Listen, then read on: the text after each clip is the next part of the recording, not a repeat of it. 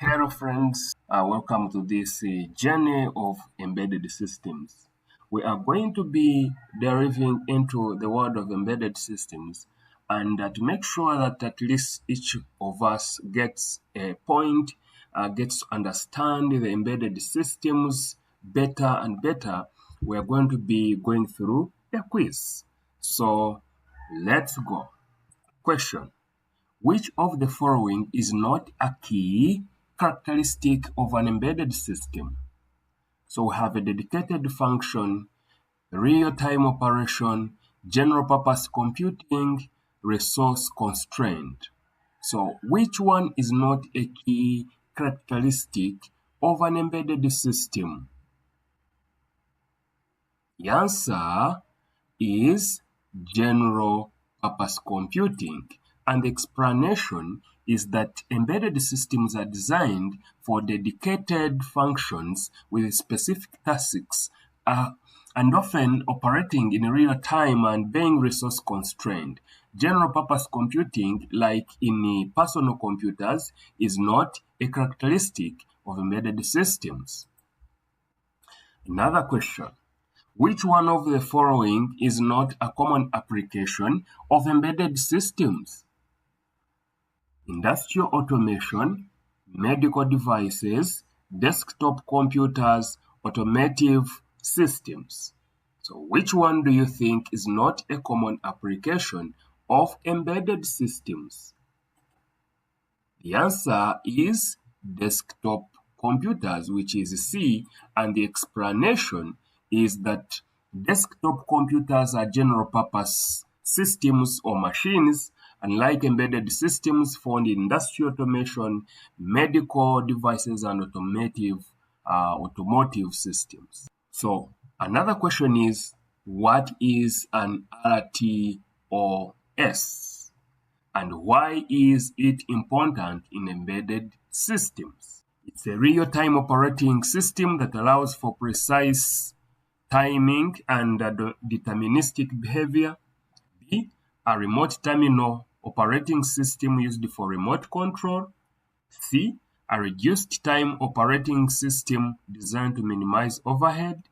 D, a robot operating system used for robotics applications. So which one is an RTOS and why is it important in embedded systems? The answer is a real-time operating system that allows for precise timing and deterministic behavior. Yes, we know that RTOS or real-time operating systems ensures tasks are executed within specific timing constraints essential for real-time operation in many embedded systems applications. Which of the following is not a common microcontroller architecture? So we have ARM, which is ARM, and times 86, C AVR, and D PIC. So which one is not a common microcontroller architecture? The answer is B. The explanation that x86 is a common architecture for PCs, that is personal computers, not microcontrollers, whereas ARM, AVR, and PIC are popular microcontroller architectures. That is beautiful. Next question. What is the primary function of an ADC, that is analog to digital converter, in an embedded system? So A is convert digital signals to analog signals, convert analog signals to digital signals, amplify analog signals, and filter analog signals. So what is the answer? This is analog to digital converter. So the answer is C, to convert analog signals to digital signals. The explanation is that ADCs or analog digital converters, analog to digital converters, convert analog signals from EG sensors into digital form for processing by the microcontroller. Yes, that's very beautiful. And next question is, which communication protocol is commonly used for short-range wireless communication in embedded systems? So A is Ethernet, B Wi-Fi, C Bluetooth, D RS-232. So which one is commonly used for short-range wireless communication in embedded systems? So here the answer is C, which is Bluetooth. And the explanation is that Bluetooth is widely used for short-range communication, while Ethernet, Wi-Fi, and RS-232 are used for different purposes. What is the purpose of an interrupt in an embedded system? To halt the processor indefinitely, to execute a sequence of instructions asynchronously, to increase the clock speed of the processor, to decrease the power consumption of the process. Yes. What do you think is the answer here? The answer is B. To execute a sequence of instructions asynchronously. And the explanation is that interrupts enable the system to respond to high priority events without waiting for the current task to complete. So that is the use of interrupts in an embedded system, or when you're designing an embedded system. Which memory type is typically used to store the program code in an embedded system? Which type of memory is typically used to store the program code in an embedded system? A. RAM, random access memory, B. ROM or flash, C. cache, then D. register. So what do you think is the memory type that we use to store the program, or the embedded system will use to store the program code in an embedded, of course, in that system? So what is the answer? So the answer is B, which is ROM stroke flash. The explanation is that program codes in an embedded system is stored in a non-volatile memory like ROM or flash to retain data even when the system has been powered off. Yes. Next question. What is the role of a real-time clock, RTC, in an embedded system?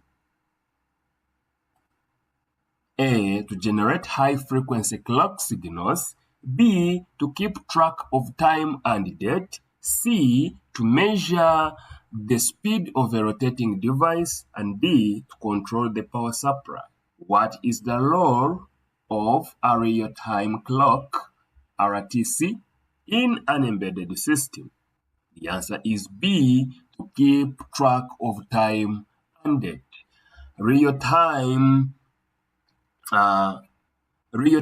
clocks, okay, are used for keeping time in embedded systems such as scheduling tasks or logging events.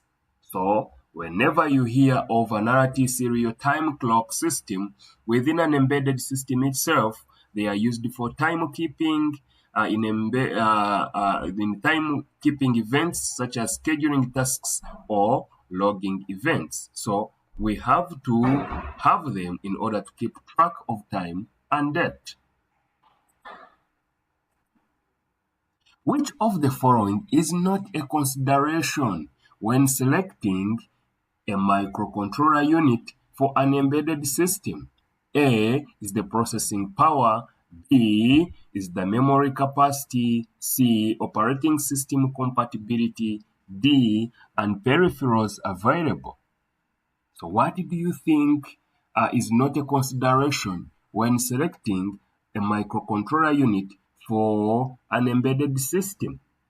So the answer is C, operating system compatibility. This is because embedded microcontrollers often operate without traditional OS or the operating systems. So processing power, memory, and peripherals are more relevant considerations. Next is, what is the main purpose of debugging tools in embedded system development?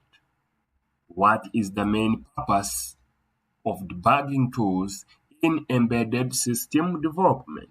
So A, to write the program code, B, to identify and fix errors in the program, C, to compile the program code, and D, to simulate the target hardware.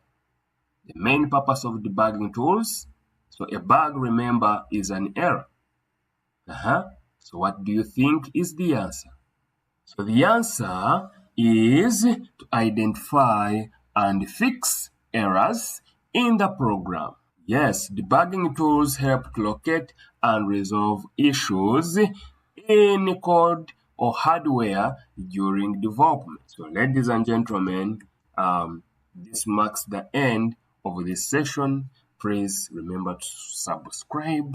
Make sure that you keep tuned, turn your bell on, and see us in the next quiz for embedded systems. Thank you.